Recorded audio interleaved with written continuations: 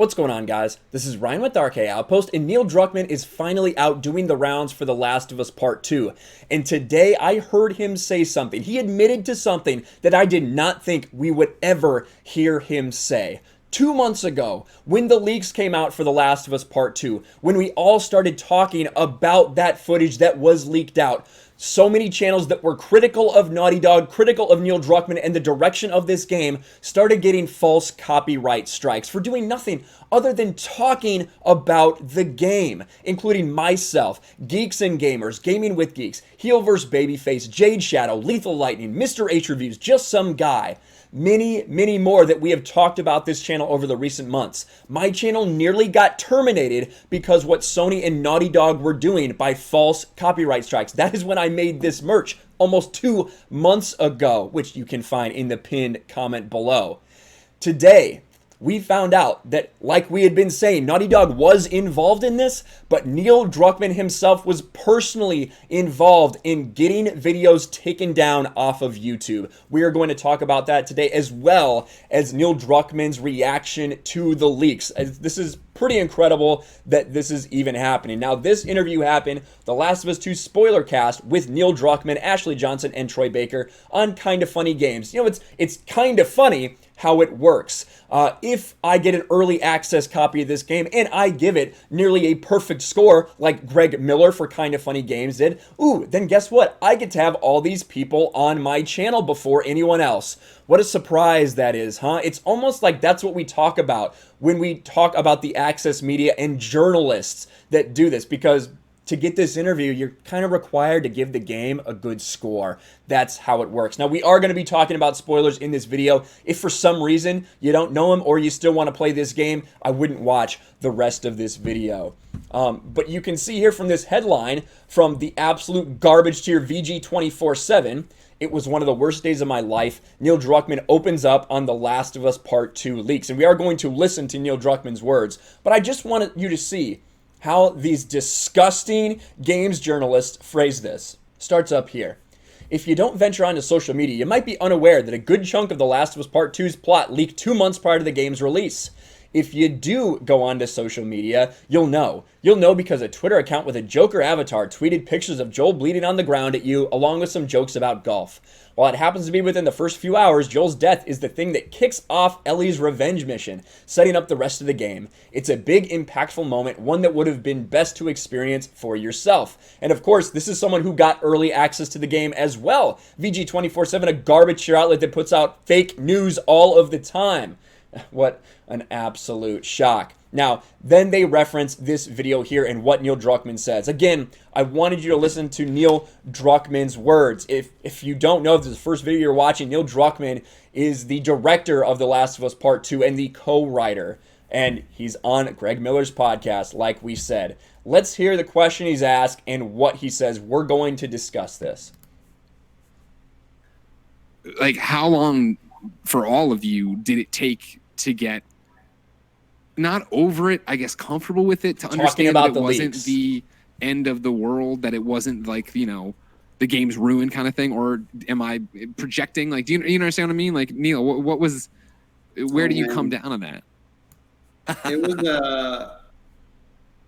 was one of the worst days of my life when that leak happened, because it's like I saw it happening in real time. Like, I saw when it hit YouTube, and I saw it happen in real time. I saw it hit YouTube. And then listen very carefully what he says. And, you know, the entire time when we are complaining about our false copyright strikes, about my channel almost getting terminated because of false copyright strikes, we said F Naughty Dog, and people are like, oh, they don't know. Naughty Dog has no idea. Listen to this. Just all panicking, texting each other for them to take it down. And, you know, there's a lag, so it takes like an hour to take it down. Sure. We were all panicking and texting each other, trying to get it taken down, but there's a lag. It takes almost an hour. Now, of course, he's talking about most of the raw footage that went up there on YouTube initially. That's what he's talking about. But listen, he literally says that he was involved in the conversation. Neil Druckmann, along with probably the heads of Naughty Dog and Sony and others, talking about getting these videos taken down. Let's listen to it again. Real time. Like, I saw when it hit YouTube, and we're just all panicking, texting each other for them to take it down. And there's a lag, so it takes like an hour to take it down. Sure. And it had like hundreds, maybe 1,000 views before it got all taken down. And then you just sit there and you're like, your fucking heart sinks, and you're like, it's out there. It's only a matter of time before it blows up, and you're just waiting. And it's like a few hours later, it's everywhere, and you're starting. And that's true. A few hours later, it was everywhere. But you know what the problem was? The biggest problem with this entire thing, like for me, myself, I probably would have made 1 or 2 videos about the leaks. That's not what my channel was necessarily about. I talk about Star Wars a lot. I talk about comic books. But then what did you do? You false copyright struck everything. And they're going to talk about trying to control the narrative and controlling the story and protecting the story so much later. And you're going to realize why they did this, why they took the illegal actions to illegally file these copyright strikes against YouTubers, against people on Twitter for simply posting memes that you have no legal right to. Naughty Dog was involved in this. Neil Druckmann has just told you how involved he was in getting the first one taken down. Let's continue to listen on. Starting to get hate on every social media you're on, and soon that turns into death threats and anti-Semitic remarks and like just craziness I could have never anticipated. I knew people would get upset at a character they love dying. I never thought it would reach this kind of hate. I don't know how to describe it even. Frustration? I'm not sure. So we knew it would. We knew people would hate it. We just didn't know they would hate it this much. You did know it would be divisive. You talked about that over and over again. And it's good that he admitted it here. But yeah, it's almost like people care about this character, and when they see that, they hated it. And guess what? When people got all of the context, they hated it even more. It's not like just because they saw it out of context, we hate it. When people go into this, they're like, well, I want to give it a shot still. And then they see it happen, they hate it even more. When people that are blind go into this, you see it all the time, streaming on Twitch, streaming on YouTube. People that are doing this blind, they hate it. For me, I would say volume. I think that the struggle that happened, right, and I think it would be, there's a million reasons I'd love to do this and have this ability, but to peer into the other multiverse where it didn't leak, I think it would be so fascinating to see what happens as it happens in real time context, right? Because there would definitely still be these people who are angry about it, but there'd be so many people right there going like, oh my God, it was powerful, and you'd be able to talk each other down. Yeah, we've got. There are those people. We are literally in live time watching people that weren't exposed to the leaks play it. And they hate it. We've never shied away, right? We've never shied away from the fact that we said there's going to be fans of the first game that don't like this game. And this is the reason why. Because we killed Joel in this fashion. So we knew that going in.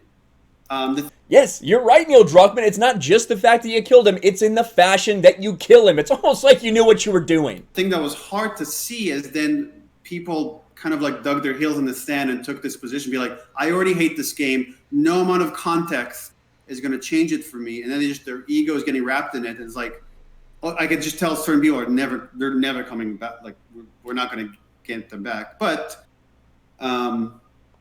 also, I guess to answer your earlier question is like, one is like we saw, okay, the scene works.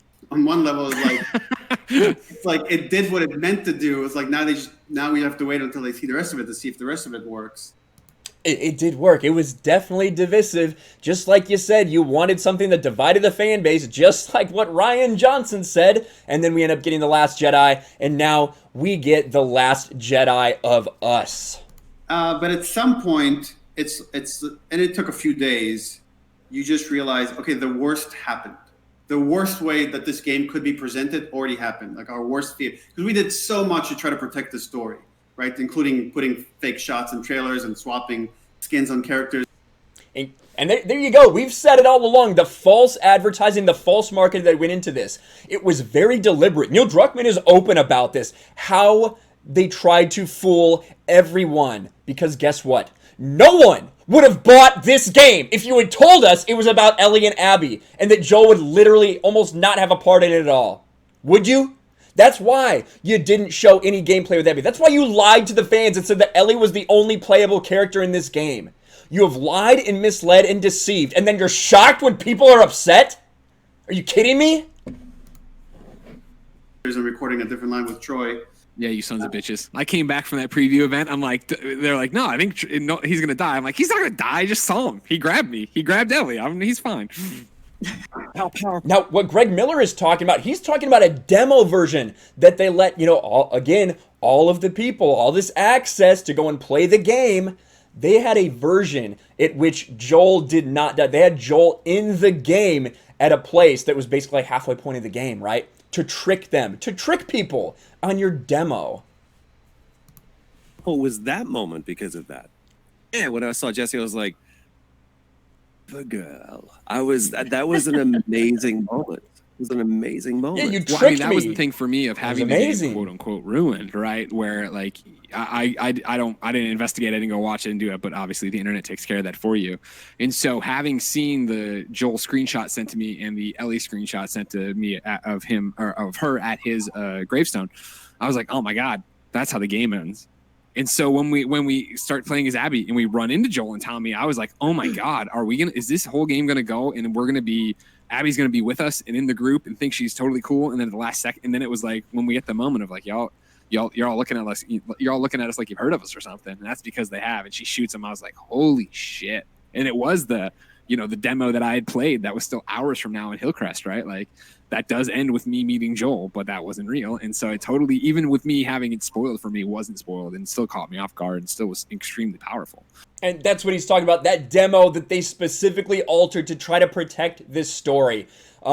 There you have it, straight from Neil Druckmann. I did not think that we would be getting from Neil Druckmann an admission that not only how involved Naughty Dog was in getting videos taken down, in striking down videos, that it wasn't just Sony interacting with this third party, that it was Naughty Dog specifically, but also that he was involved. He was on the phone trying to get these videos taken down. A lot of people say, wow, you got these F Naughty Dog shirts out quick. I've had them out for 2 months because of what Naughty Dog and Neil Druckmann did to my channel for bashing their game, trying to destroy my channel and so many others with these false, illegal copyright strikes, an abuse of the DMCA system that we know were false copyright strikes, because when all of us challenged them, all of us won because Naughty Dog didn't have a leg to stand on.